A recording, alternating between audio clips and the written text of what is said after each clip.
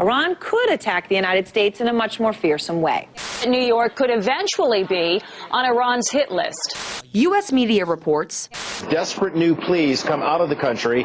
The oppressors and the oppressed. Stop the killing. Echoing Washington's repeated warnings. Can well carry out the attack. American officials have labeled Syria and Iran as grave threats to global security.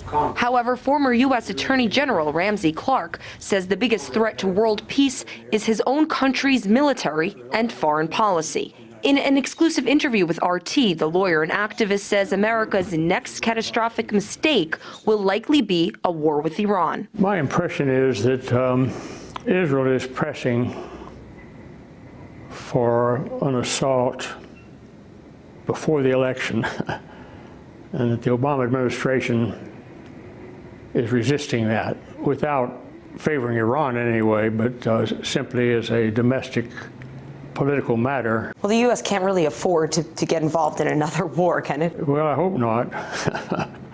But that's not the way it works. I mean, you do crazy things, and that's why the world's such a mess. If Israel strikes,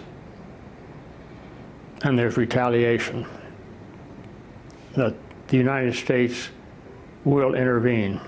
And I don't think it's Obama's choice, but I think he thinks that if he doesn't act with Israel, that it'll be too costly in the election, and he'll do it. You have to see the American system to know this, or to really understand it fully. If he loses this election, he's a failed president.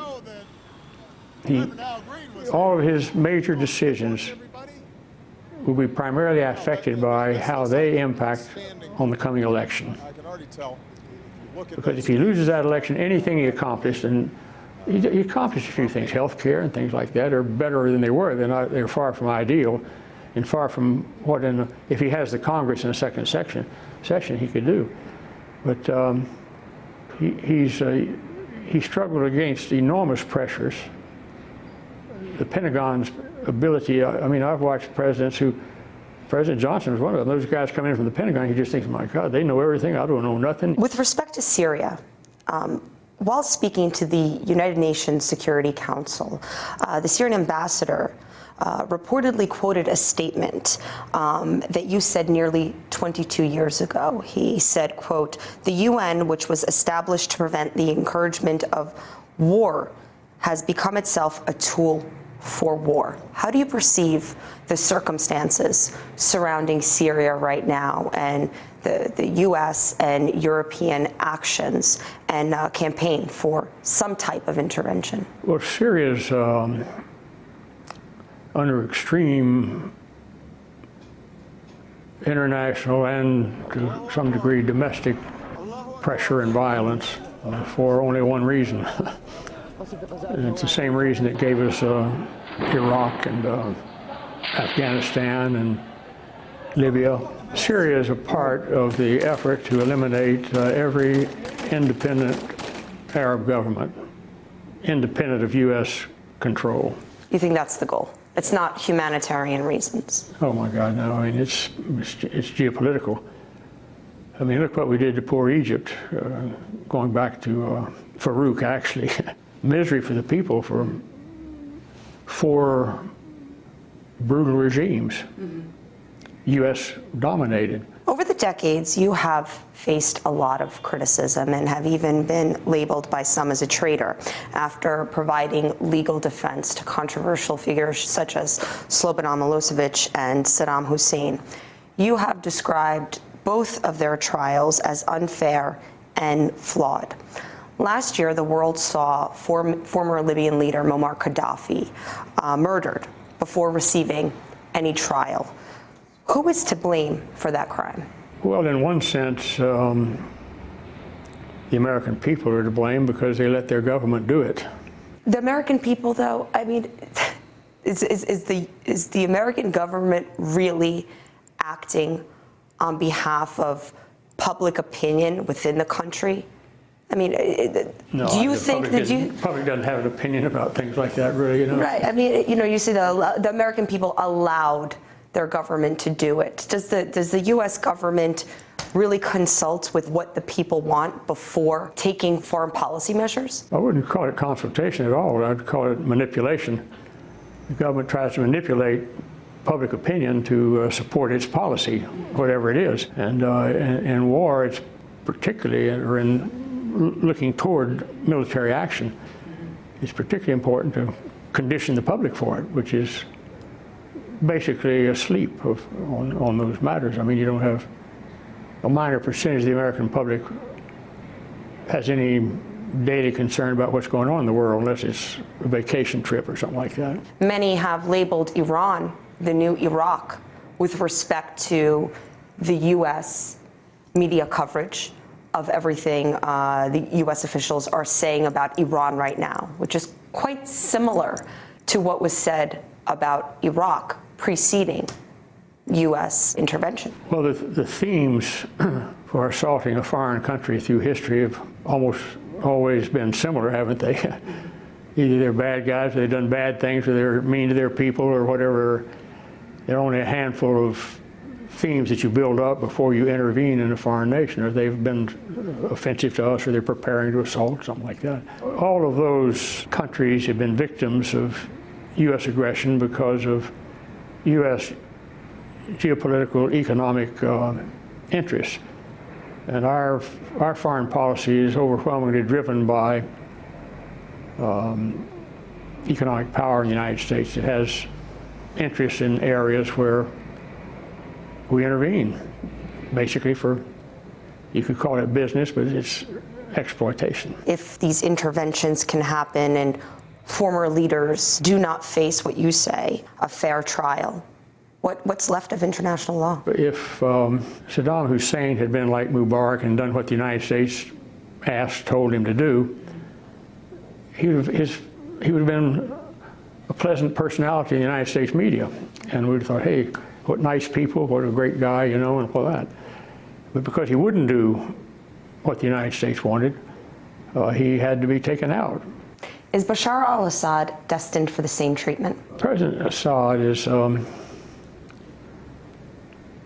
gentle person. There are a lot of people that would really disagree with the statement you just said, that President Assad is a gentle person. I'm not sure. There are a lot of people that want the public to disagree, but if you look at his history, he left home, he went to England, he studied how to take care of people's eyes, he's interested in medicine and healing. Well, right now there's no healing really taking place in Syria. Right now he's trying to save his country as he sees it.